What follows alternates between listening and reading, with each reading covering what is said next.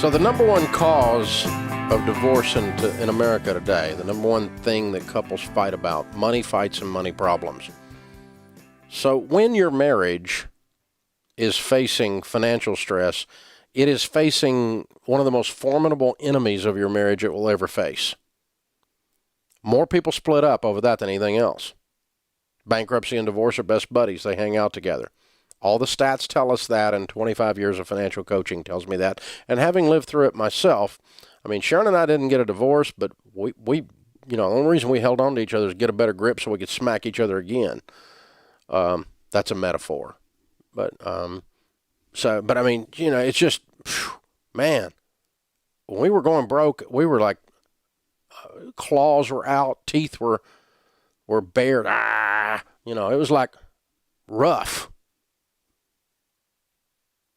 She told me, she said, I'd leave, but I don't even have the money to do that.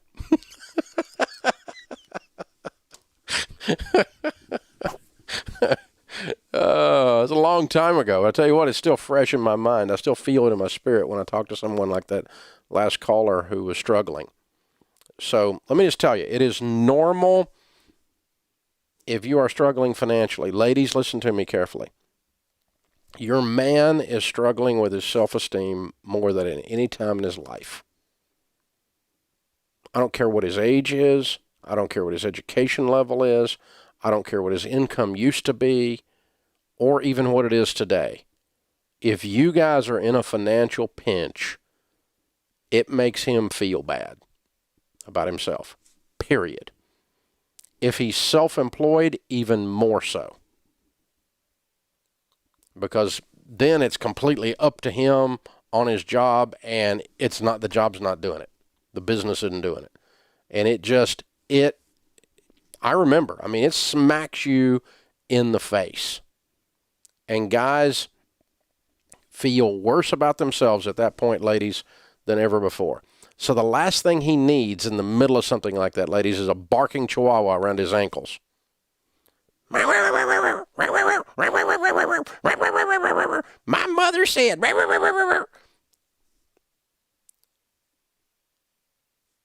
It's the last thing he needs right then. Guys, listen to me. If you're married and you're struggling financially, your lady is afraid in a place you don't even have. She has a security gland that you don't have, and her security gland is spasming. She's afraid. And, if you're struggling financially, she needs an extra 3 to 6 non-sexual hugs a day. Some of you men need to look up non-sexual. Hug for the purpose of reassurance that's leading nowhere. Help you with that. Physical touch for the purpose of reassurance that is going nowhere. This is how you get through this stuff, guys. This is what you really do. And you hold hands and you grit your teeth and you resist the temptation, ladies, to tear him down. And men, you resist the temptation to throw fire on her fear. Because when you start singing the hee-haw song, you put her in intensive care. Gloom, despair, and agony on me. When you start that crap, men, your lady she melts down in a place you don't even have. She's scared. And it's not because she's weaker. She's actually probably stronger. She's probably more resilient than you are, men, in this case, but she is afraid in a place you don't have. Because women are, the main thing they draw from money is security. Men, the main thing they draw from money is esteem. We ought to draw it from the Lord. We know that, but we're human, and it's our broken parts that do that. It's real. That's how it is. No way around it. So, make sure, men, that you know this about your wives, ladies, that you know this about your husbands, and you can get through hard financial times and it not cost you your marriage. As a matter of fact, if you'll understand these things and just talk about them out loud, and you play all your cards face up a little bit, yeah, I feel like crap right now. Yeah, I'm really scared right now. It's okay to talk about it. And then you sit down and go, okay, let's do something about it. Well, let's get rid of this stupid car. And don't go looking at him and go, you're such an idiot when you bought these cars. He already feels like an idiot. He doesn't need you to tell him that. And if we don't sell these cars, it's all going to go down the toilet. She doesn't need you to say that. She already knows that. She's already afraid. Don't throw fire on the gas, gas on the fire, okay? Take the action steps without turning them into blame. You don't have to throw anybody under the bus to sell the bus. Sell it. Sell so much stuff the kids are hiding. They think they're next. Get 6 extra jobs. Sit down and get on a dadgum budget. Listen, I don't care who can't get a date. Turn off your television. Average millionaire can't tell you who got thrown off the island. Turn off your stupid television. Most of this stuff's not worth watching anyway. Like none of it, hardly. So, concentrate on something that matters, which is your life, getting your life back. Sit down and start making lists of things we need to sell. Let's make Craigslist happy. Light up eBay, baby. Let's get some things going here. Let's take some action steps. Here's the weirdest thing. I'm so worried. I've heard that 25,000 times in 20 years doing financial coaching. I'm so worried. I've been there where I said that. I'm so worried. I've been there. I remember saying that. The weirdest thing about worry?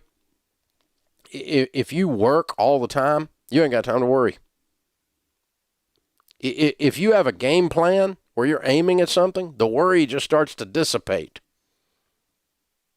Because most of your worry is about something that isn't even going to happen anyway.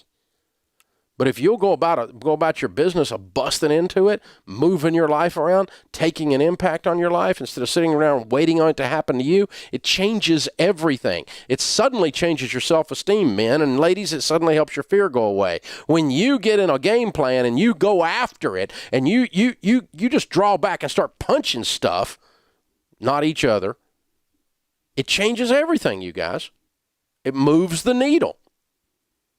It's the funniest thing. Your self-esteem will get better when you start doing something about your situation. Your fear will go down when you start doing something about your situation. When you go to work and you lay out a plan, but if you try to hide watching Die Hard 16, Rocky 46, again on the television, one more version of these things over and over and over and over and over and over and over and over again, you can try to hide in HBO, but sooner or later they're going to cut it off if you don't pay the bill. So you got to get in the zone here. Action and activity focus with a game plan that the two of you are unified on. Suddenly the fear starts to back off. Suddenly your self-esteem starts to improve. And you can be so deep in a hole that you can't even see daylight, and your self-esteem will be just fine because you got a plan and you're working the plan. You can be so deep in a hole you can't see daylight, and instead of being terrified by that, you will be optimistic because you have a plan and you're working the plan with great focused intensity and energy, and you're doing it together, unified. I've watched couples that I didn't think were going to make it completely turn their marriage around just because of those things right there. They understood the demons that they were facing, and they understood they had to take action, and they had to do it together, and they had to do it along a focused plan. And when they do that, you save not only your financial situation, but your marriage in the process. Oh, and by the way, there's little people in your house that are watching. They're watching how you handle life's crap. You gonna get a buried bite, or you gonna get a shovel? Let's get to work, people. There's stuff to do here. There's no reason for you to surrender. You do not need to surrender. You can win. Don't let this financial stuff take your marriage. It will take your marriage if you let it. But you're not a victim. You decide. You get the dignity of deciding whether you're going to win or not. And I'll help you. This is the Dave Ramsey Show.